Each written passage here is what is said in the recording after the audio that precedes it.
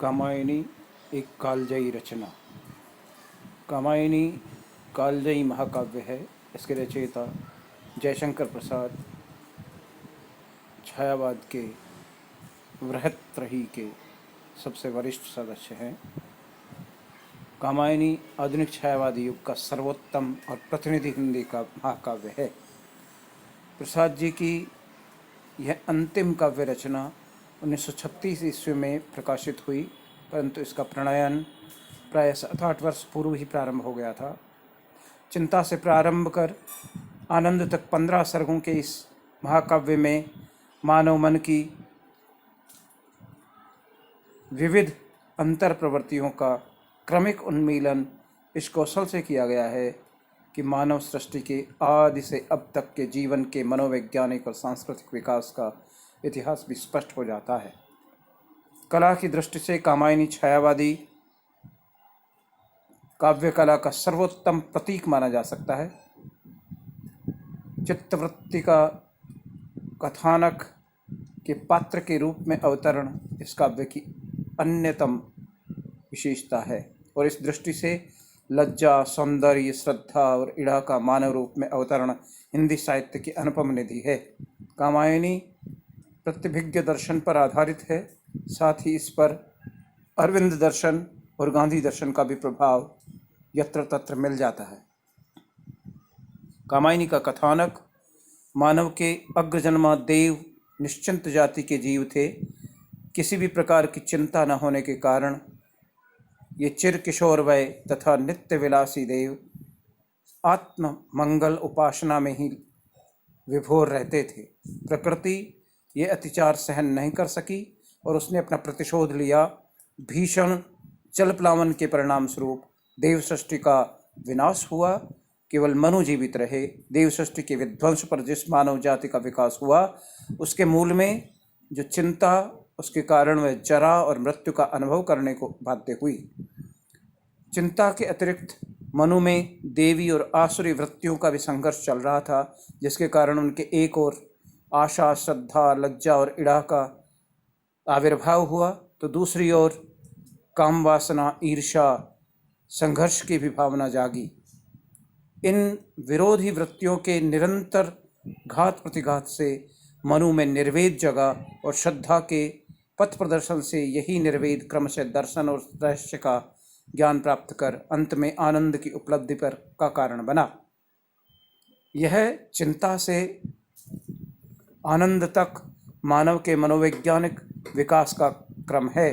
साथ ही मानव के आखेट रूप में प्रारंभ कर श्रद्धा के प्रभाव से पशुपालन, कृषक जीवन और इड़ा के सहयोग से सामाजिक और औद्योगिक क्रांति के रूप में भौतिक विकास एवं अंत में आध्यात्मिक शांति की प्राप्ति का उद्योग मानव के सांस्कृतिक विकास के विविध सोपान हैं। इस प्रकार कामायनी मानव जाति के उद्भव और विकास की कहानी है। प्रसाद ने इस काव्य के प्रधान पात्र मनु और काम पुत्री कामायनी श्रद्धा को ऐतिहासिक व्यक्ति के रूप में माना है। साथ ही जलप्लावन की घटना को भी एक ऐतिहासिक तथ्य स्वीकार किया है। शतपथ ब्राह्मण के प्रथम खंड के 8वें अध्याय में जलप्लावन संबंधी उल्लेखों का संकलन कर प्रसाद ने इस काव्य का कथानक किया है, साथ ही निर्मित किया है। साथ ही में मनु और श्रद्धा रूपक दिया गया है, उन्होंने उसे भी अस्वीकार किया। वरन कथानक को ऐसा स्वरूप प्रदान किया जिसमें मनु, श्रद्धा और इड़ा के रूपक की भी संगति भली भांति बैठ जाए, परंतु एक सूक्ष्म सृष्टि में से देखने का पर जान पड़ता है कि इन चरित्रों के रूपक का निर्वाह ही अधिक सुंदर और सुसंयत रूप में हुआ है। ऐतिहासिक व्यक्ति के रूप में वे पूर्णतः एकांगी और व्यक्तित्वहीन हो गए हैं। मनु मन के समान ही अस्थिरमति है।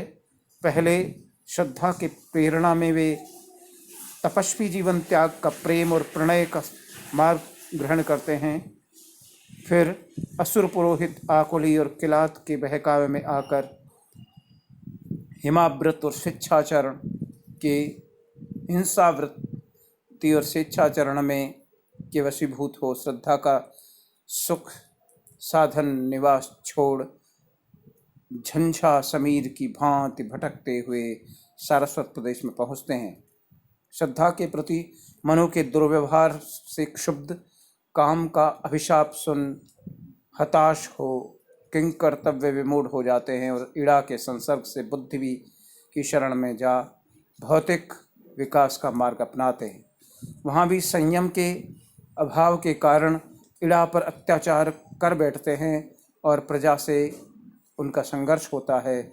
इस संघर्ष में पराजित हो और प्रकृति के रुद्र कोप में विक्षुब्ध मनु जीवन से विरत हो पलायन कर जाते हैं और अंत में श्रद्धा के पथ प्रदर्शन में उनका अनुसरण करते हुए आध्यात्मिक आनंद प्राप्त करते हैं। इस प्रकार श्रद्धा आस्तिक्य भाव तथा इड़ा बौद्धिक क्षमता का मनु के मन पर जो प्रभाव पड़ता है उसका सुंदर विश्लेषण इस काव्य में मिलता है। कामायनी 15 सर्गों अध्यायों का महाकाव्य है। ये सर्ग इस प्रकार हैं: चिंता, आशा, श्रद्धा, काम, वासना, लज्जा, कर्म, ईर्ष्या, इड़ा, स्वप्न, संघर्ष, निर्वेद, दर्शन, रहस्य, आनंद। चिंता की आशा से श्रद्धा ने काम वासना को लज्जित किया, कर्म की ईर्ष्या से इड़ा ने स्वप्न में संघर्ष किया।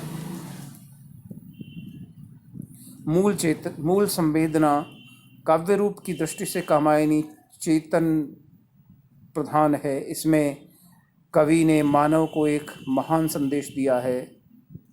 तप नहीं, केवल जीवन सत्य के रूप में कवि ने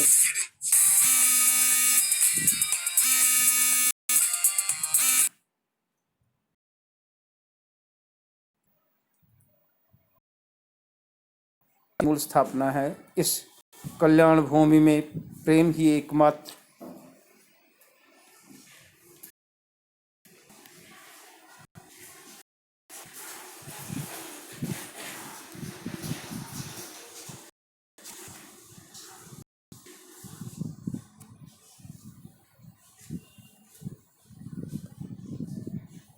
श्रेय और इस कल्याण भूमि में प्रेम ही एकमात्र श्रेय और प्रिय है।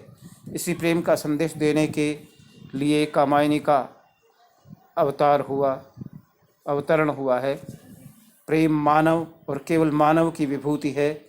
मानवेतर प्राणी, चाहे वे घर चिर विलासी देव हों, चाहे देव और प्राण की पूजा में निरत असुर दैत्य दानव हों, चाहे पशु हों, प्रेम की कला और महिमा ये नहीं जानते। प्रेम की प्रतिष्ठा केवल मानव ने की, परंतु इस प्रेम में सामरस्य की आवश्यकता है। समरसता के अभाव में ये प्रेम उस संकल्प प्रणय वासना का रूप ले लेता है। मनु के जीवन में इस सामरस्य के अभाव के कारण ही मानव प्रजा को काम का अभिशाप सहना पड़ रहा है। भेदभाव, ऊंच नीच की प्रवृत्ति, आडंबर और दंभ की दुर्भावना सामरस्य के अभाव से उत्पन्न होती हैं, से जीवन दुखमय और हो जाए। कामायनी में इसी समरसता का आग्रह है।